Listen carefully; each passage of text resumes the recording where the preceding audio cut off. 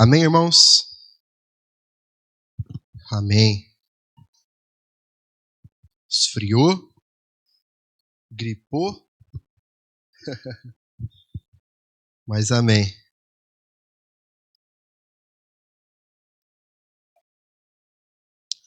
Vamos dar sequência aí, então, irmãos, nos nossos estudos, aí no livro de Atos. Vamos abrir as nossas Bíblias em Atos, capítulo 2, ainda hoje. Hoje nós vamos ler dos versos 42 até o 47. Vamos finalizar aí o capítulo 2 e para que na próxima semana a gente possa iniciar já o próximo capítulo de Atos. Atos 2, de 42 até o 47. E o nosso tema de hoje é a vida da igreja cheia do Espírito Santo. Nós vimos nos outros estudos, o momento em que o Espírito Santo é derramado sobre a igreja, o momento em que a igreja é agraciada, por essa presença tão importante para nós, essa presença que faz dar sentido à obra de Jesus, essa presença que nos sustenta nos nossos dias, essa presença que estruturou a igreja no decorrer do tempo, dos anos, e continua fazendo isso nos dias de hoje. Mas nós vimos que nós vamos ver, na verdade, hoje, o que ou como, uma igreja cheia do Espírito Santo vive. Porque não é só o ato de ser cheio do Espírito, não é só um acontecimento específico ou isolado na história da igreja, na história da humanidade. É o que essa presença faz no nosso meio. O que ela faz em nós, através de nós. E é isso que nós vamos ver. O que aconteceu com a igreja de Atos, quando eles receberam o Espírito Santo, logo após ali a manifestação do dom de línguas, onde as grandezas do Senhor foram declaradas aqui, todos puderam entender, mas nós vamos ver o que aconteceu com essa igreja depois e o resultado deles serem cheios do Espírito Santo. Vamos ler? Verso 42. E perseveravam na doutrina dos apóstolos e na comunhão, no partir do pão e nas orações. Em cada alma havia temor, e muitos prodígios e sinais eram feitos por meio dos apóstolos. Todos os que criam estavam juntos e tinham tudo em comum. Vendiam as suas propriedades e bens, distribuindo o produto entre todos, à medida que alguém tinha necessidade. Diariamente perseveravam unânimes no templo, partiam pão de casa em casa e tomavam as suas refeições com alegria e singeleza de coração, louvando a Deus e contando com a simpatia de todo o povo. Enquanto isso, o Senhor lhes acrescentava dia a dia os que iam sendo salvos. Amém? Bom, quando nós falamos sobre uma igreja cheia do Espírito Santo, rapidamente a nossa mente já imagina uma igreja fervorosa, uma igreja em que há muitas manifestações de milagres, maravilhas, e isso não se exclui daquilo que é ser uma igreja cheia do Espírito Santo. Isso também faz parte, só que nós podemos perceber aqui que o que Lucas está enfatizando é algo diferente. A evidência principal, segundo Lucas aqui, da plenitude do Espírito Santo na vida da igreja, não está ligada a eventos extraordinários, mas sim na transformação da vida da igreja, na mudança de vida, de caráter, de posicionamento. Depois aí do derramamento do Espírito Santo no Pentecostes e a conversão lá de quase 3.000 pessoas, surge então uma pergunta natural, Bom, como que agora então passa a ser a vida dessa igreja, dessa comunidade? Como eles vão viver? O que eles vão fazer para alcançar as outras pessoas com o evangelho? E o texto responde essa pergunta, né? Lucas, ele apresenta um retrato da igreja e ali nos seus primeiros dias, né? E nós não encontramos, irmãos, uma igreja perfeita. Não é uma igreja sem erros. Nós encontramos uma igreja saudável. E isso é muito diferente. Nós encontramos uma igreja que é marcada pela palavra, pela oração, pela comunhão, pela adoração e pelo bom testemunho também. Então, mais do que descrever a igreja do passado, Lucas, ele nos apresenta aqui características que continuam sendo importantes, necessárias para a igreja dos nossos tempos, para a igreja de todos os tempos, né? E o contexto imediato aqui, né, desse momento é o sermão de Pedro. Logo após o sermão de Pedro, que nós vimos na última semana, é que vem então a descrição de como vivia aquela igreja. Depois de ouvirem a pregação do evangelho, de serem impactados, de serem alcançados pela salvação, de se tornarem morada do Espírito Santo, né? Onde milhares de pessoas ali se arrependeram, foram batizadas e passaram a fazer parte da igreja. Então, eles começam a viver a vida de igreja, né? E é importante nós destacarmos isso porque, às vezes, uma pessoa, quando ela se converte, ela pode pensar que aquilo ali já é o suficiente. Não, me converti, aceitei Jesus, agora ele mora no meu coração, tá tudo certo. Agora não preciso fazer mais nada. Nós vemos que esses novos convertidos, eles começaram a crescer na fé. Eles começaram a desenvolver relacionamentos espirituais e também pessoais entre si. Eles começaram a aprender a viver como um povo de Deus. Então, Lucas, ele descreve ali algumas marcas que caracterizavam aquela igreja. Ele mostra não apenas como eles criam, mas como eles viviam, na verdade, que é o mais importante. Nós vemos que a doutrina influenciava a vida prática deles. A fé que eles tinham moldava os relacionamentos que eles tinham também. A adoração que eles viviam, que eles praticavam, transformava a vida cotidiana deles, a forma deles viverem.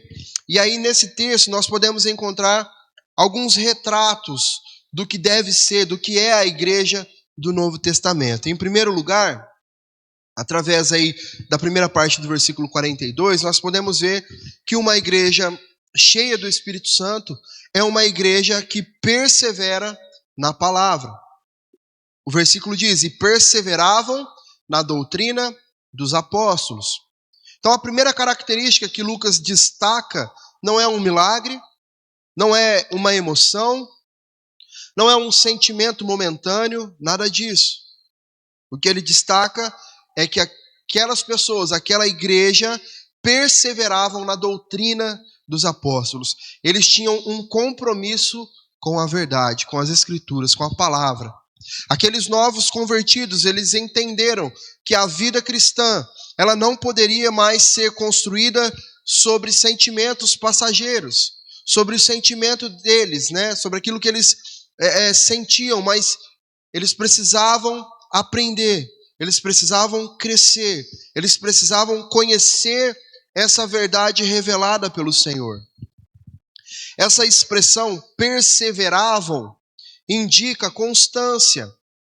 Não é algo momentâneo, não é algo isolado, não é um ato só e tudo bem. Não, eles perseveravam, eles continuavam a perseverar, a se dedicar. Havia entre eles um compromisso contínuo, diário, praticado diariamente por eles. Então, eles não ouviam os apóstolos de forma ocasional. Eles permaneciam firmes nesse ensino que eles recebiam.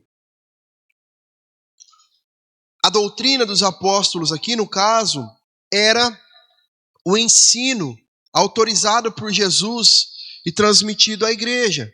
Aquilo que era ensinado através do discurso ali dos apóstolos, posteriormente, né, foi preservado e descrito naquilo que nós temos hoje, que é a nossa Bíblia.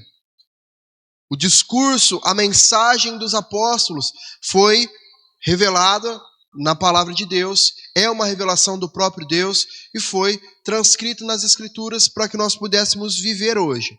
Então, irmãos, isso nos ensina que uma igreja cheia do Espírito Santo, ela não pode desprezar a doutrina, em hipótese alguma. Pelo contrário, uma igreja cheia do Espírito Santo é uma igreja que ama a palavra de Deus, que ama a verdade. O Espírito Santo é o Espírito da verdade, é o Espírito da palavra. E a sua atuação, ela sempre vai conduzir o povo de Deus para as Escrituras.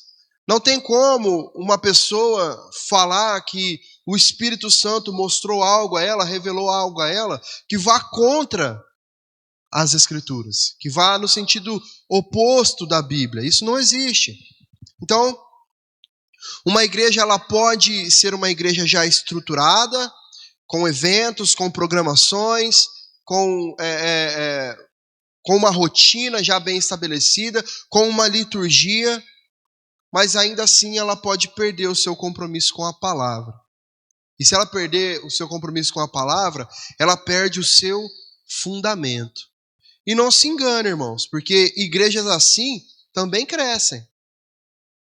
Igrejas que perderam o seu fundamento na palavra também crescem, também enriquecem, também prosperam. Muitas vezes até mais do que aquelas que se dedicam à palavra verdadeiramente, porque não é uma palavra atrativa aos ouvidos humanos. A mensagem do Evangelho é uma mensagem que confronta, que nos incentiva a nos arrependermos dos nossos pecados e a mudar de vida. Não é uma mensagem que conforta quem nós somos, o nosso eu, o nosso ego, ou que nos incentiva a enriquecer. Não. E nós não queremos ouvir isso, né? Em segundo lugar, ainda no versículo 42, nós percebemos que uma igreja cheia do Espírito Santo, além de perseverar na doutrina, ela persevera também na comunhão. O versículo diz, e na comunhão, na doutrina e na comunhão. E a palavra comunhão, irmãos, ela vai muito além de um sentido de convivência.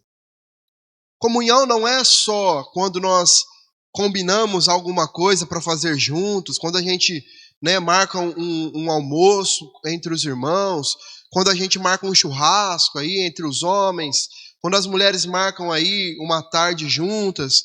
Não é só isso. A comunhão, essa palavra comunhão no texto, ela descreve uma participação compartilhada da mesma fé. Não é só estar no mesmo lugar fazendo a mesma coisa. É compartilhar da mesma fé, dos mesmos princípios, na mesma esperança, no mesmo Salvador. Essa é a comunhão bíblica. Aqueles irmãos, eles não eram unidos só pelas afinidades que eles tinham. Muitos deles, na realidade, vinham de contextos completamente diferentes uns dos outros, de regiões diferentes, experiências diferentes. Mas havia algo em comum que os unia, que fazia com que eles tivessem comunhão, que era Cristo. Então, a comunhão cristã, ela não é construída apenas nesses momentos específicos ou no próprio culto somente. A comunhão cristã, ela envolve relacionamentos reais, cuidado mútuo, ela envolve compromisso com a vida uns dos outros.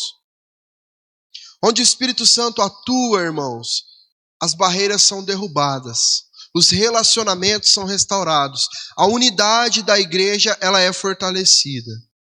E essa é a verdadeira comunhão que nós devemos buscar, amém? Uma outra questão, ainda no versículo 42, é que uma igreja cheia do Espírito Santo adora e ora continuamente. Eles perseveravam na doutrina, na comunhão e no partir do pão e nas orações. O partir do pão aqui provavelmente inclui tanto as refeições, mesmo literalmente falando, compartilhadas entre eles, mas também a celebração da ceia do Senhor, que já era uma ordenança deixada por Jesus. A igreja adorava a Deus reunida e mantinha viva a memória da obra redentora de Jesus na cruz. A centralidade da ceia lembra a igreja de Jesus, né, constantemente, que a nossa comunhão foi comprada pelo sangue de Jesus. A ceia precisa trazer à nossa memória essa realidade também. Lucas ele também destaca a perseverança nas orações também. A igreja que estava nascendo ali, irmãos, ela entendia a sua dependência de Deus. A igreja que estava nascendo ali entendia que eles precisavam do Senhor para tudo em suas vidas. Eles não confiavam nos recursos que eles tinham, eles não confiavam nas habilidades que eles tinham, eles não confiavam nas estratégias que eles tinham, muito pelo contrário, eles viviam de joelhos diante do Senhor. E ao longo de todo o livro de Atos, nós vamos encontrar uma igreja que ora, uma igreja orando.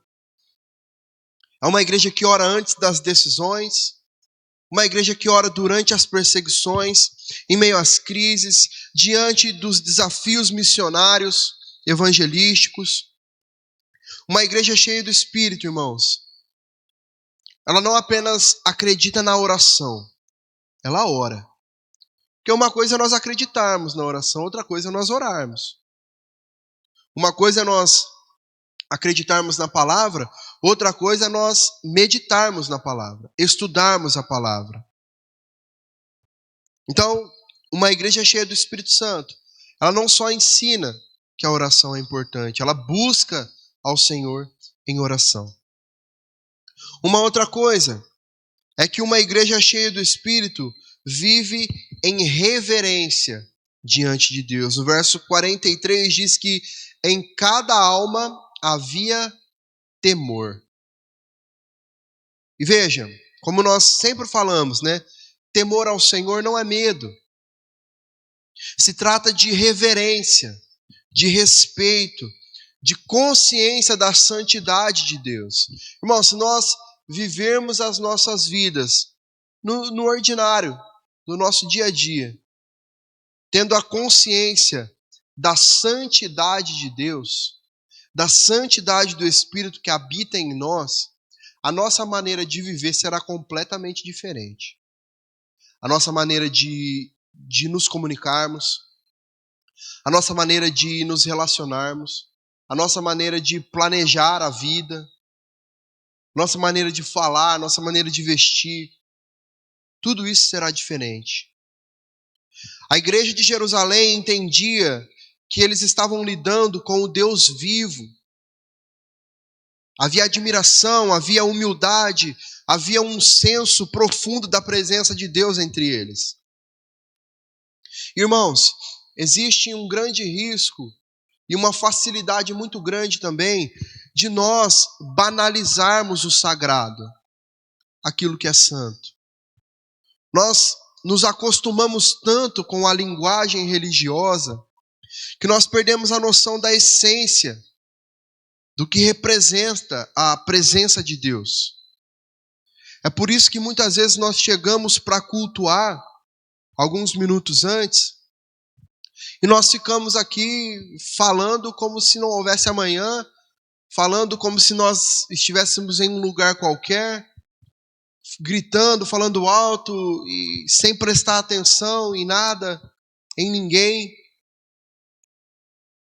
Nos falta reverência, nos falta zelo, nos falta entendimento de que nós estamos diante de um Deus que é santo.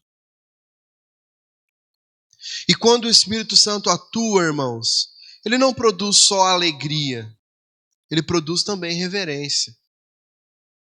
Quanto mais nós conhecemos a grandeza de Deus, mais nós percebemos o quão pequenos somos. E diante disso, nos resta reverência diante do Senhor.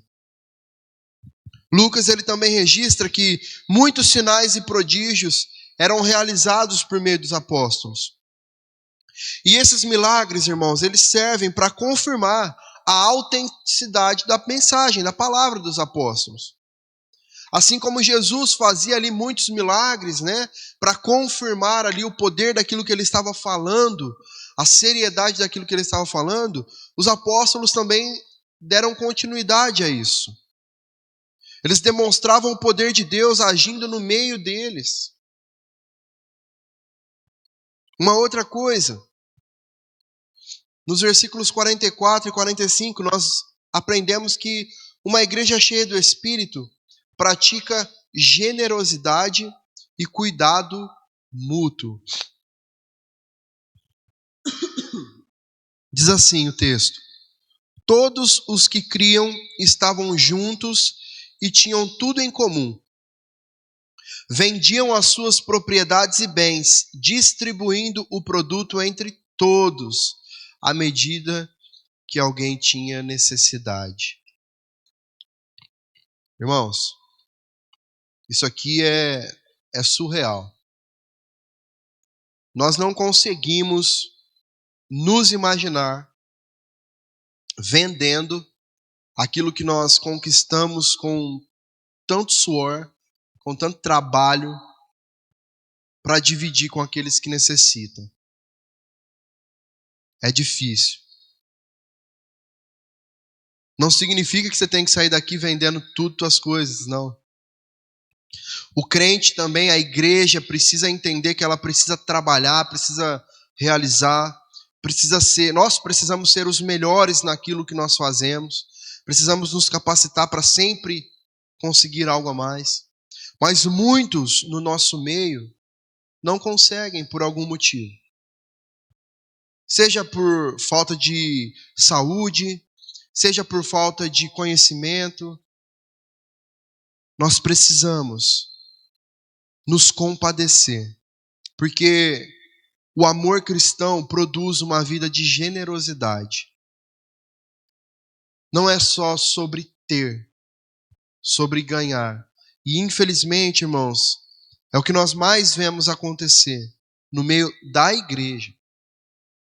Tem muita gente disposta a ensinar os outros a prosperar, a ganhar dinheiro, a ser bem-sucedido. Mas pouca gente disposta a vender o que tem para dividir com quem precisa. Pouquíssima gente disposta. Nós temos muitas igrejas pedindo, crescendo em sua estrutura, em seus bens, quando no meio deles existem pessoas com necessidade. Pessoas vivendo em uma realidade completamente diferente daquela que eles estão ouvindo. E a mensagem é só: você pode ter, você pode alcançar, você pode conquistar. Mas a vida real, irmãos, ela é diferente disso. Deus nos faz prosperar, Deus nos dá o privilégio de desfrutar de coisas boas, sim. Mas onde está o nosso coração? Esses irmãos, eles não consideravam os seus bens mais importantes do que as pessoas. Quando surgiam necessidades reais, obviamente, no meio deles, havia disposição para ajudar. Por quê? Porque o Evangelho transformou não apenas os seus corações, mas a sua relação com os recursos que eles tinham. E é isso, irmãos. O Evangelho precisa transformar tudo que nós somos. Não só o nosso coração, não só a nossa mente, mas a nossa vida prática também. Aqueles irmãos entenderam que tudo que eles tinham vinha de Deus. E a partir disso, eles deveriam usar isso tudo também para a glória de Deus, para o bem das pessoas ao seu redor. Irmãos, uma igreja cheia do Espírito Santo não pode ser uma igreja marcada por egoísmo. Tem que ser uma igreja marcada pela disposição de servir. Ao contrário do que nós vemos acontecer com tanta frequência nos nossos dias.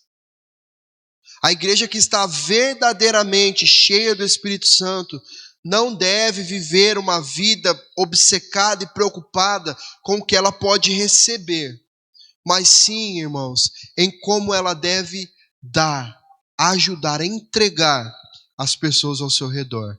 Seja espiritualmente, porque é para isso que a igreja foi instituída, para pregar a mensagem do Evangelho, para instruir, para educar espiritualmente falando, mas também para dar suporte emocional, para dar suporte psicológico, desde que tenhamos condições para isso, para dar suporte material e financeiro, desde que tenhamos condições para isso.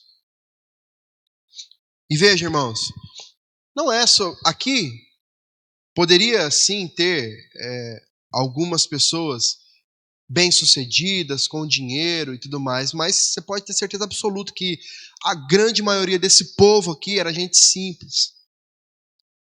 Gente com pouco recurso. Então não é sobre o quanto nós temos. Lembre-se daquela viúva que deu tudo o que tinha. E tinha pouco. Mas deu tudo o que tinha. É sobre essa disposição. Então, não é só sobre quem tem mais. É sobre o coração de servo que nós precisamos ter. Independentemente se a nossa conta do banco esteja cheia ou vazia. E veja, não é sobre enriquecer pessoas. É sobre compartilhar com pessoas que passam por dificuldade. Por problemas, por escassez. É dividir o pão, de fato. Porque o Senhor não permitirá que falte a nossa mesa. E em sexto lugar aqui, mais uma característica de uma igreja cheia do Espírito Santo é que ela vive com alegria, com simplicidade e dando bom testemunho.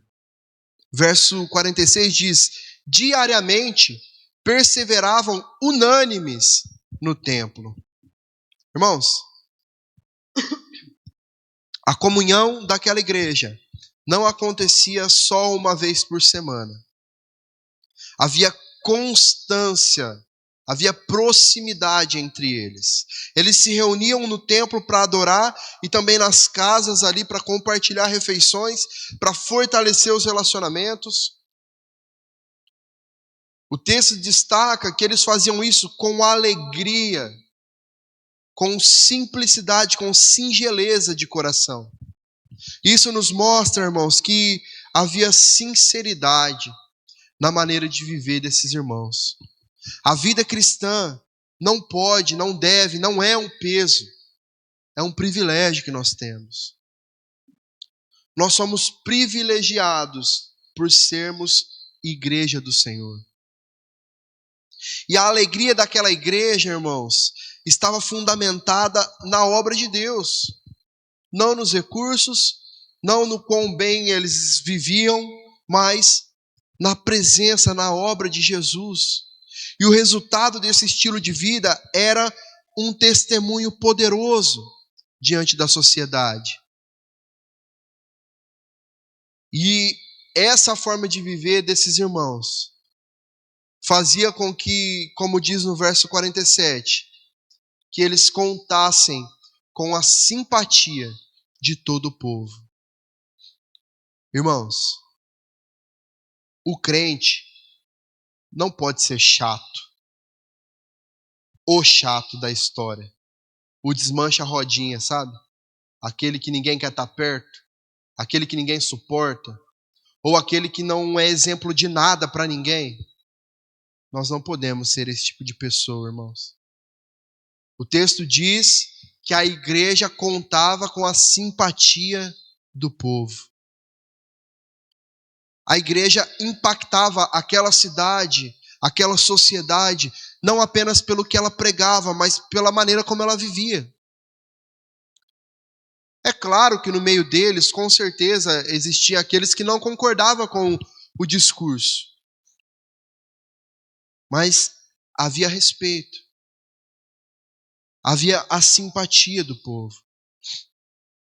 Lucas, ele encerra a declaração dele dizendo: enquanto isso, o Senhor lhes acrescentava dia a dia os que iam sendo salvos. Irmãos, o crescimento da igreja não depende de nós. Depende do Senhor. Quem acrescenta os salvos no meio do povo de Deus é o próprio Deus. Mas, como igreja, nós precisamos viver uma vida de igreja. Sendo fiéis na palavra, sendo perseverantes na palavra, na comunhão, no partir do pão. Esse povo estava fazendo o papel deles, vivendo o evangelho, pregando o evangelho. E quem estava acrescentando almas no meio deles era o Senhor. E assim continua sendo. E vai ser assim até o dia em que o Senhor vier nos buscar, irmãos. Não depende dos nossos recursos, da nossa capacidade, do quanto a gente é capacitado para fazer, para falar, para operar. Depende da mão do Senhor. E Ele faz, à medida em que nós somos fiéis a Ele, na nossa maneira de viver. E trazendo algumas aplicações rapidamente. Em primeiro lugar, a saúde espiritual de uma igreja é medida pela sua perseverança e não pelos seus eventos, não pelas suas programações e nada disso. Nós vivemos em um tempo, em uma cultura que valoriza muito aquilo que é grande, aquilo que é rápido, aquilo que é impressionante aos olhos. Muitas vezes nós avaliamos uma igreja pela quantidade de membros, de atividades que ela proporciona, pelo tamanho ali dos seus eventos, dos seus congressos, pela visibilidade dessa igreja. Só que Lucas aqui, ele não destaca um grande congresso, uma grande campanha, um grande movimento, uma programação extraordinária. Ele enfatiza a perseverança. Irmãos, a própria palavra perseverança, ela já, por trás dela, já traz um fundo de algo ruim acontecendo. Se você precisa perseverar em algo, significa que não está dando certo. Significa que você precisa insistir para as coisas acontecerem. Significa que não foi de primeira que as coisas aconteceram. E não vai ser de primeira. Senão não seria perseverança. O ato de perseverar já significa isso. Que as coisas não acontecem do dia para a noite. A igreja permanecia firme na palavra, na comunhão, na oração, na adoração. E é daí que vinha a sua constância, né? Então, irmãos, isso nos ensina, né, a valorizar o ordinário da graça. Os meios ordinários da graça, o comum do dia a dia. O crescimento espiritual, irmãos, normalmente acontece através da Bíblia, da exposição da palavra, da oração, da comunhão cristã. Às vezes a gente quer inventar tanta coisa, às vezes a gente quer ser tocado de formas tão diferentes, quando na verdade a gente não está fazendo o básico. Irmãos, nós não viveremos o extraordinário de Deus se nós não vivermos primeiro o ordinário. A vida diária, o ordinário, o comum, é o bem feito, é o que nos fará desfrutar de algo extraordinário. Não tem como pular etapas. Isso faz parte da maturidade espiritual, irmãos. A maturidade espiritual ela não é construída de momentos isolados, de entusiasmo, de emoções. A maturidade espiritual, ela vem da fidelidade diária, constante. Igrejas fortes, elas são formadas por cristãos que aprendem a permanecer mesmo quando a empolgação passa. Mesmo quando a rotina chega.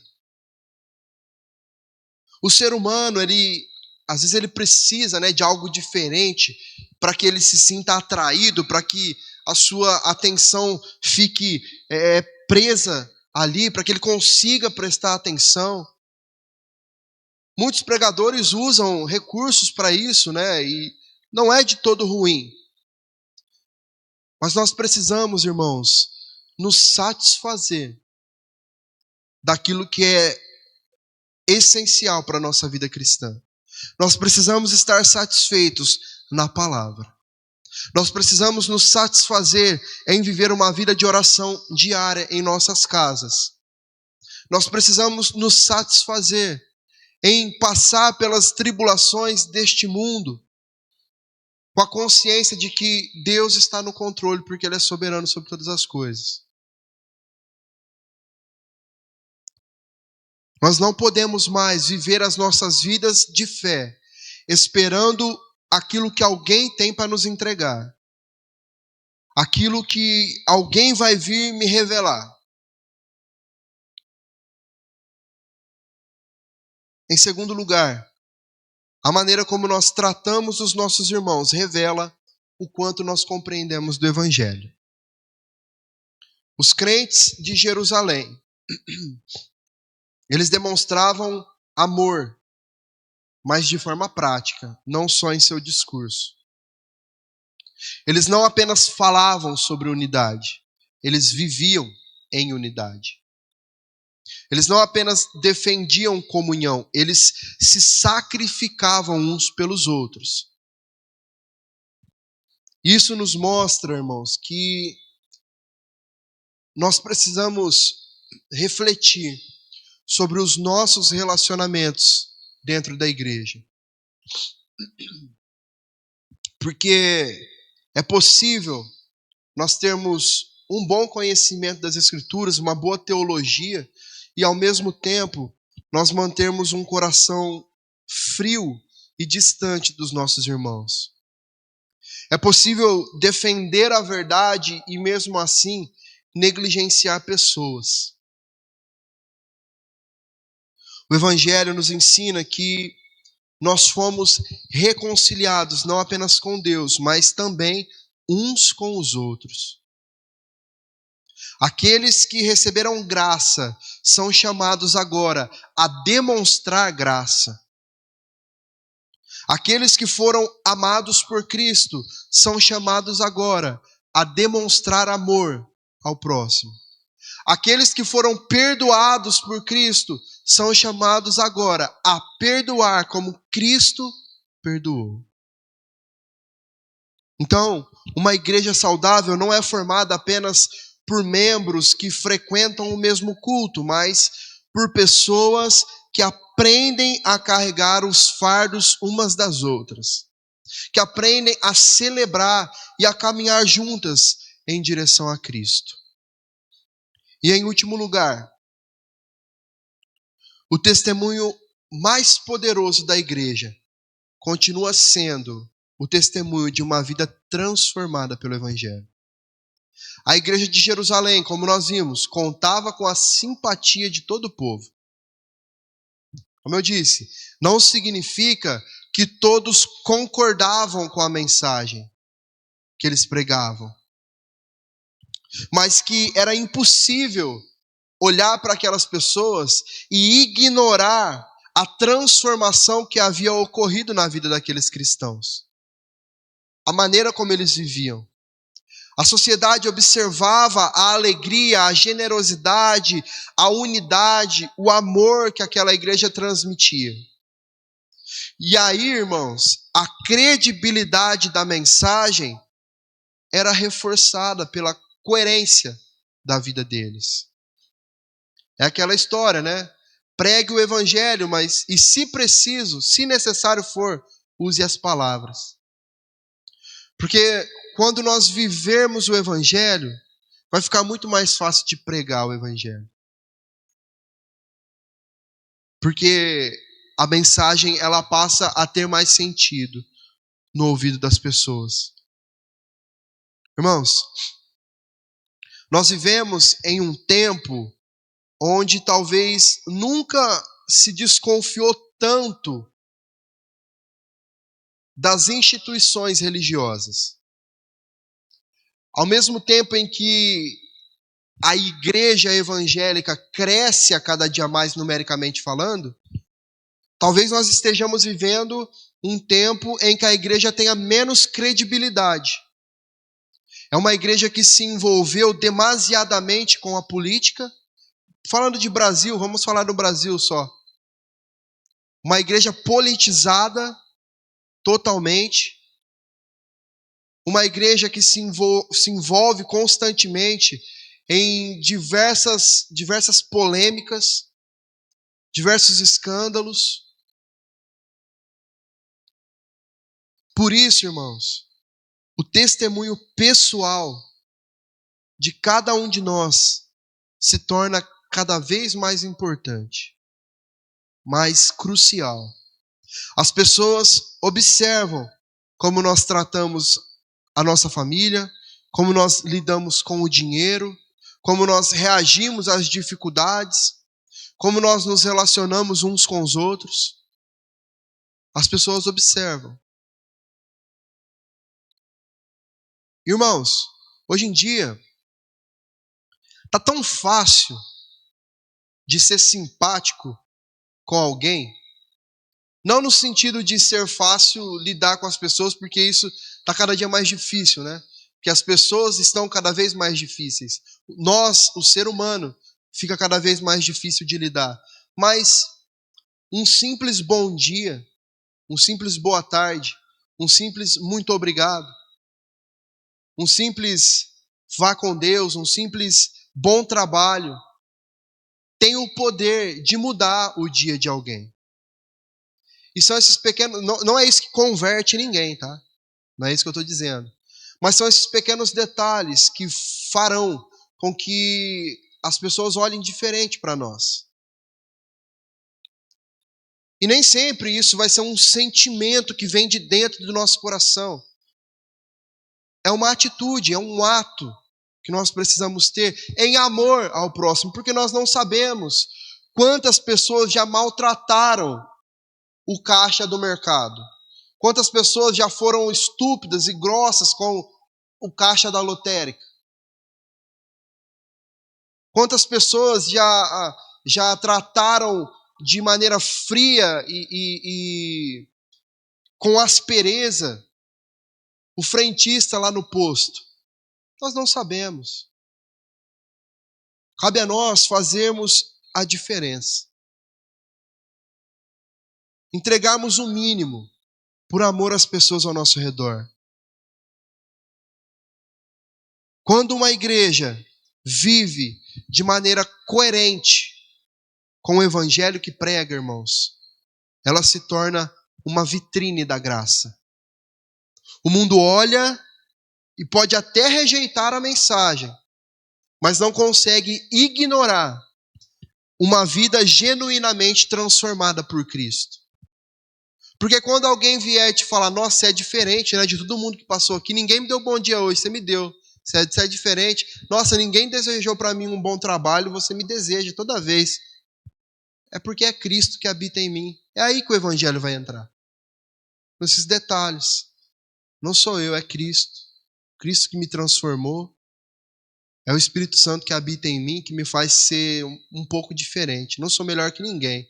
Porque se não fosse Cristo, eu seria pior do que todos os outros aí, que te trataram mal o dia todo. A gente precisa aproveitar as oportunidades, irmãos, que surgem na nossa vida. Não é ser o crente chato que desmancha a rodinha, que chega apontando o dedo na cara das pessoas, falando, você vai pro inferno.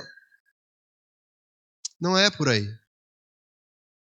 Vai chegar um momento em que as pessoas ouvirão que se elas não se arrependerem, elas irão para o inferno. Mas tudo tem seu tempo.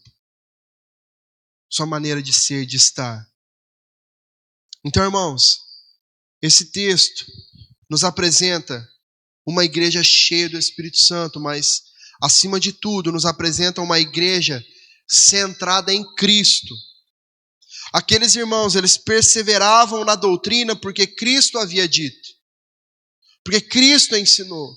Eles viviam em comunhão porque Cristo os havia reconciliado. Eles oravam porque eles dependiam de Cristo. Eles adoravam porque Cristo os salvou. Eles serviam uns aos outros porque eles haviam sido amados por Cristo primeiro e servidos por Cristo primeiro. Então, todas as marcas dessa igreja, todas as marcas de uma igreja que é cheia do Espírito Santo, apontam para a obra do Evangelho. Nenhuma dessas marcas, elas podem ser instituídas e estabelecidas através da nossa força. É a ação, a atuação do Espírito Santo que produz, que aplica a obra de Cristo nos nossos corações. Então, irmãos, a mesma necessidade daquela igreja continua sendo a nossa necessidade. Nós precisamos de Cristo para transformar os nossos relacionamentos, para renovar a nossa adoração, para fortalecer a comunhão uns com os outros. E a boa notícia que nós temos diante disso é que o mesmo Senhor que acrescentava à igreja do primeiro século, aqueles que iam sendo salvos, continua sendo o mesmo Senhor que está edificando a sua igreja hoje. Cristo permanece reinando, salvando pecadores e formando um povo para a glória do seu nome. A obra não vai mudar nunca. Os recursos são outros, a realidade é outra. Talvez o método de comunicar pode ser diferente, mas a verdade é a mesma. O princípio é o mesmo. O Cristo que nós servimos, o Deus que nós servimos, continua sendo o mesmo. E a mensagem do Evangelho, idem, não pode ser mudada. Amém? Nós somos chamados para isso, irmãos. E que nós possamos perseverar na palavra, na comunhão e no partir do pão. Amém?